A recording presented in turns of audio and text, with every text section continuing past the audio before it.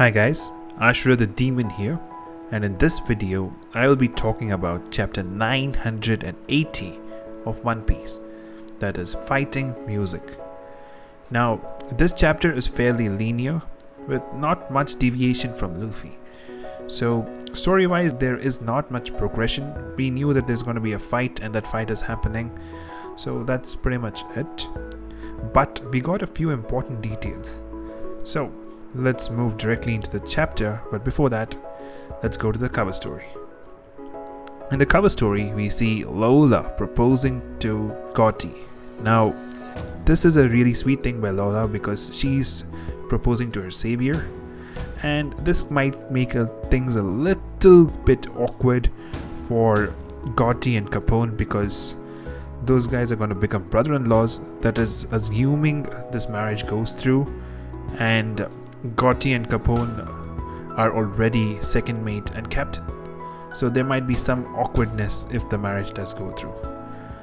But leaving that aside, let's go to the next part, that is the main part of the story, that is Luffy begins the fight. Now, Luffy, we already knew that he would start the fight, but I was kinda hoping that Oda would take a different route this time and show that Luffy has matured and he won't start the fight unless he went directly to Kaido, but that didn't happen. He saw the spilled Oshiriko that reminded him of Tama and he started the fighting. And seeing this fight, I mean not exactly seeing Luffy, but seeing that there's a fight going on, Queen actually asked this guys what the hell is going on there. So with this, we move to the next person in this story, that is Kid. Now Kid is really happy that Luffy's fighting because this produces a distraction. And with this, Kid thought that he can actually go directly to where Kaido is with all this distraction. But later on we find out that this distraction is useless because Kid wants to take his revenge on Apoo. Now, the next person who is really important is Zoro, and he joins the fight. Now this is surprising because Zoro is not lost.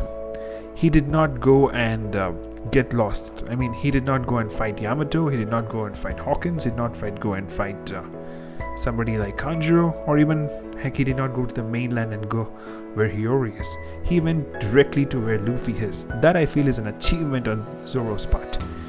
So from there we find Zoro actually tries to convince Luffy, what the hell are you going, come let's go. But Luffy tells that these guys have spilled Oshiriko and Zoro joins the fight. Now, this for me is a little weird. I mean, I can understand Luffy. Yes, Zoro also is somebody who is driven by impulses, but this is a food related matter, so suddenly like Sanji would have been the right person to fight, but I am not sure how he got involved in this fight. I mean, it's a little lazy by Oda is what I feel. From here, we move to Apoo. Now he recognizes Zoro and Luffy and he immediately informs Queen. He even tells Queen that look, this is your responsibility that Luffy has escaped, so you're going to be in a lot of trouble. And seeing this, Queen also sees another opportunity. He sees that if these guys get captured, not only will he be free from Kaido's wrath later on, but he can also remove a Tobiroppo, and that's what he does. Queen announces that the person who captures Luffy and Zoro will be given a seat in the Tobiroppo, and this is really interesting because who in particular is Queen targeting? Is it Sasaki? Is it Huzu? I mean, these guys are the obvious choices because those guys also seem to not like Queen. But the third choice is obviously Drake, and I don't know why Queen would not like Drake, but there could be several reasons. Now, one of the reasons could be that he's an ex-Marine, or it could be that he has left the Marines, he has basically betrayed them to join Kaido. So Queen might not really like betrayers also. But we really don't know who is he targeting, all this is just speculation. So moving on from this, we come to the next part, that is Apoo actually joins the fight along with all the different headliners we see. And this is really interesting because this really power scales Apoo. Now Apoo has special attacks here. Apoo's attacks are on a different power level because his attacks cannot be detected by Haki. So he's actually a lot more troublesome than what I originally thought. I thought if any of the Straw Hats, I mean like the top tier Straw Hats like Zoro, Sanji or Luffy or Jinbei fought Apoo, they should really be easily able to deal with him. But seeing this, I think I might be a little bit different on opinion, because Zoro could not detect Apoo using his haki. And not just that, even Luffy could not. Now Zoro is understandable because Zoro's haki, even though it's good, his specialty is not observation haki. But Luffy has really good observation haki here, and he can actually detect into the future. So this, I think, is kind of a small minor plot hole, but I don't know exactly how it works. So maybe it works like if you can't detect an attack with the observation haki, your future sight also might not work. I don't know how that works. So from here we see that Apoo attacking a lot of attacks, and this deals quite a bit of damage, and both Luffy and Zoro's costumes are gone. Now one more thing which I want to say is, since his attacks are sound based and cannot be detected by haki, this really gives a good opportunity for Brook to battle Apoo, because even he uses sound based attacks, and this is already a popular theory going on that Brook might fight Apoo. But at the end of the chapter we see that Kid gets angry that Apoo is there. He feels that Apoo betrayed him, so he really wants to take his revenge on Apoo, and he attacks.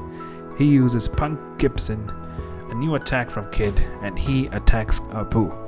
Now even though this fight is going on, I really don't think Apoo is a good match for Kid.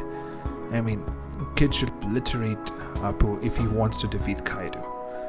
And if that happens, we can actually get a little bit more move forward, because I want Kid Luffy to fight Kaido. I don't want them to waste their time on basically fodder like Apoo. That's why if Kid just defeats Apoo really quickly and goes, we can have some time for Apoo to heal, and then he can actually fight Brook. Because Kid versus Apoo, even though Kid needs his revenge, is just, I don't know, not really that interesting for me. Now with this, the chapter ends, and there's basically three things from this chapter. 1, who is the target of Queen? 2, what is the power scaling of Apoo? I think that really increased now. We thought that Brook should be able to defeat him easily, but even Zoro is finding him difficult because of his attacks being immune to observation haki. So even now then, I still feel that Brook is the best person to fight Apoo. Now, of course, this might not even happen. If Kid defeats Apoo so much that he takes a long time to heal himself, then Apoo and Brook might never happen. Then finally, that's what Kid versus Apoo is going on, and let's see what happens there. With this, the chapter ends, and overall I thought this chapter had just one purpose, that is to show the powers of Apoo, and to show that it's not just the Tobiroppo who are targeting the Queen, it is the vice versa as well. So it's mainly these 2 points which Oda wanted to convey with this chapter, and with this chapter ends. And hopefully you guys enjoyed this video. If you did, please leave a like. If you want to be notified for future videos, please do subscribe. And if you want to say anything about this video, please do so in the comment section. This is Ashura the Demon signing off. Bye bye guys.